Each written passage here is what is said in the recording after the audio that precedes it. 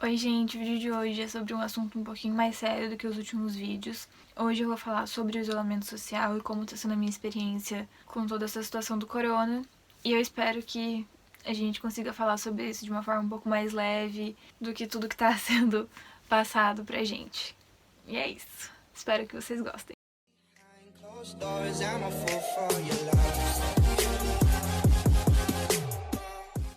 Bom, como eu falei no primeiro vídeo que eu postei aqui, eu cheguei em Portugal um pouco depois do que era pra eu ter chego, então minhas aulas já tinham começado. Eu cheguei aqui no dia 25 de fevereiro, então eu cheguei quase 2 semanas depois. E o isolamento começou no dia 12 de março, então eu tive exatos 16 dias até a minha faculdade parar e todo mundo começar a entrar, tudo começar a entrar em quarentena. Aqui em Portugal a situação tá muito controlada. Quando eu cheguei não tinha nenhum caso aqui ainda. A situação na Espanha tava bem tranquila em comparação ao que tá agora.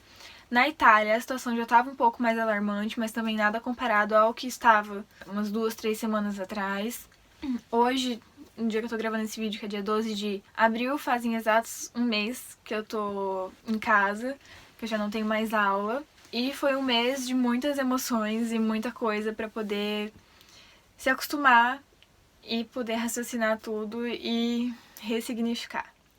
A faculdade de psicologia fica muito próximo do Hospital São João, que é o hospital que estava acolhendo todos os doentes com corona e todos os suspeitos.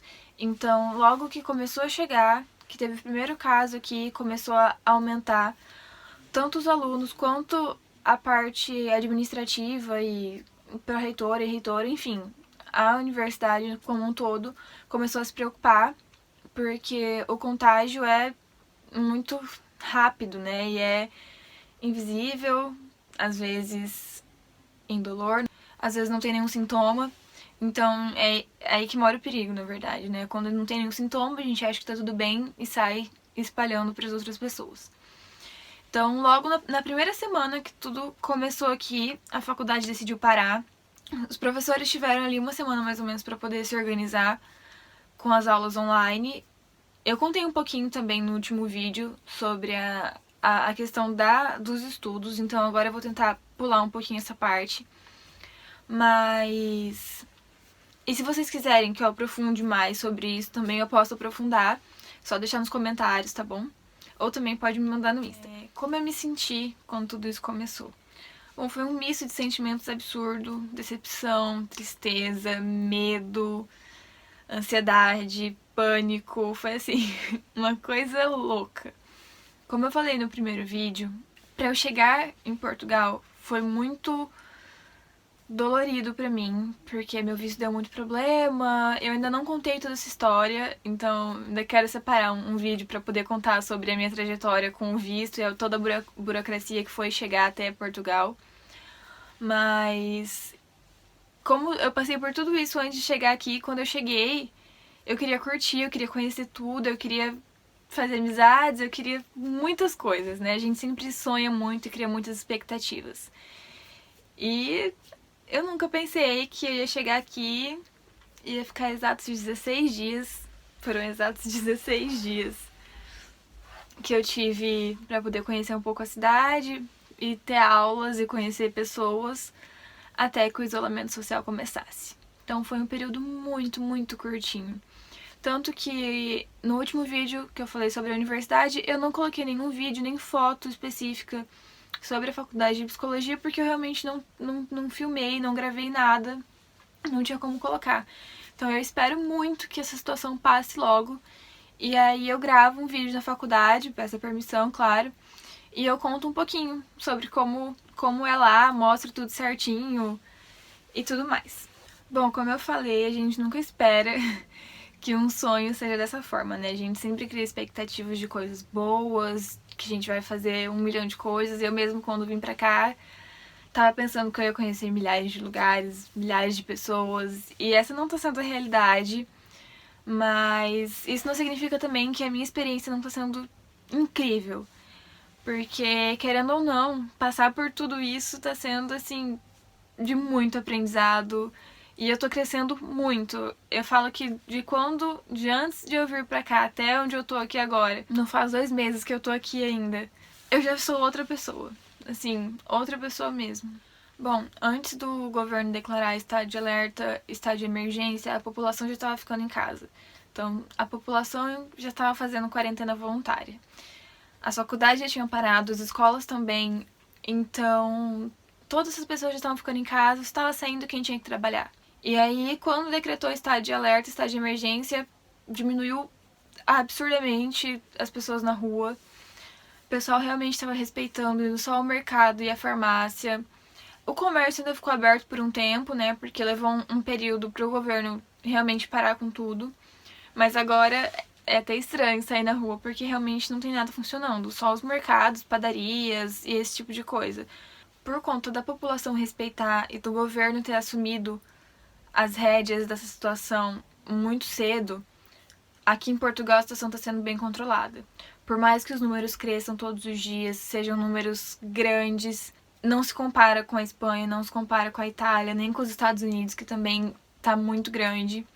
Aqui o número maior de casos em 24 horas foram 1.534, se eu não me engano, e o maior número de óbitos em um dia foi 35.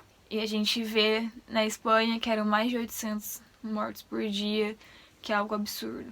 Então aqui em Portugal, por mais que os números sejam elevados, a situação está muito controlada. Hoje é dia 12 de abril, mas esse vídeo só vai sair no dia 19.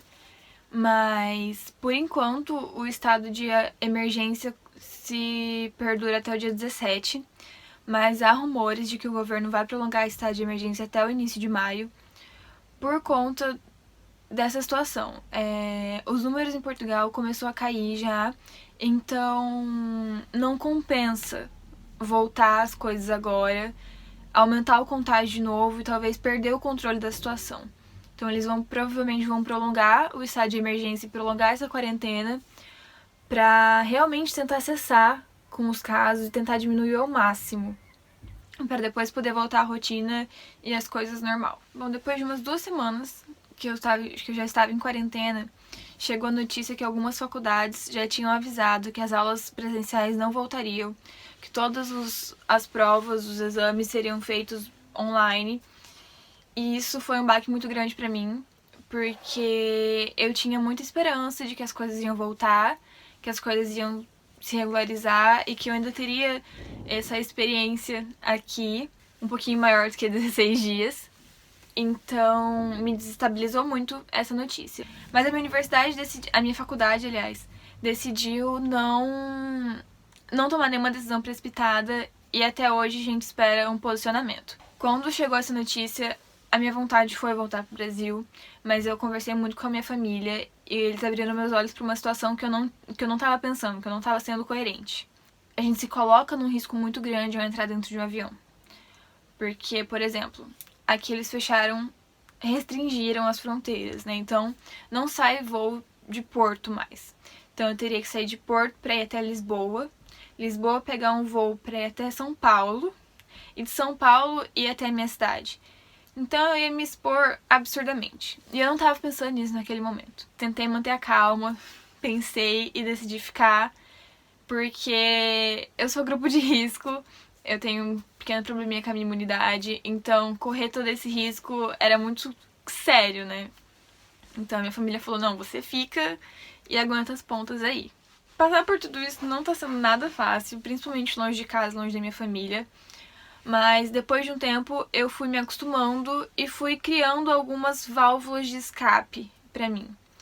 No começo eu não tava produzindo nada, eu não tava conseguindo estudar, não tava conseguindo fazer as atividades, os trabalhos, ler, nem os meus livros de lazer eu não tava conseguindo ler. Até que um dia eu sentei e falei, não, eu preciso criar um planejamento e uma rotina pra mim começar a produzir, porque eu ainda tenho as minhas responsabilidades com a faculdade e eu não posso deixar elas de lado. Então eu sentei e fiz todo um cronogramazinho. Desde então eu tenho uma rotina a ser seguida. Eu comecei a fazer atividade física, o que me ajudou muito. E eu nunca pensei em toda a minha vida que eu fosse falar isso, porque eu sou do time das sedentárias completamente. Todos os meus amigos e conhecidos sabem que eu malemar ando. E aqui tá me fazendo muito bem fazer atividade física. É algo que me dá um gás no dia, então eu acordo, tomo café da manhã e faço a minha atividade física. Mas como eu falei, criar uma rotina é algo que tem me ajudado. Tem ajudado a controlar a minha ansiedade. Talvez isso não seja algo positivo pra você. A gente tem que se conhecer. Então eu demorei pelo menos 2 semanas pra entender o que eu precisava fazer pra conseguir me manter bem. Uma dica que eu dou nesse momento é: dá tempo ao tempo e se respeita. Se respeita ao máximo. Tem dias que essa rotina pra mim não faz sentido nenhum porque eu não consigo fazer nada. E tudo bem. Não tem problema não fazer nada um dia. É necessário, às vezes, a gente descansar, ver filme, assistir uma série, conversar com os amigos e com a família e não pensar nas responsabilidades. Porque essa é uma situação atípica que mexe muito com as emoções. Eu não sei como tá sendo a sua quarentena, se você tá com a sua família ou não, mas pra mim tá sendo uma experiência totalmente diferente. E como eu falei, de muito aprendizado, mas é muito difícil. Eu falo que eu sou muito sortuda por estar morando onde eu tô morando hoje, porque os meus senhorios são muito gente boas, eles são muito legais, eles são brasileiros e eles têm me ajudado a passar por tudo isso de uma forma mais leve. Então, eles estão me ajudando a enfrentar toda essa barra de uma forma mais divertida e mais leve. E não é todo mundo que tem essa oportunidade, não é todo mundo que tem alguém pra ajudar. E se você tá com a sua família, agradece. Agradece porque esse é um privilégio que muita gente não tem. E se você pode ficar em casa também, agradece. Porque esse é um privilégio que muita gente não tem.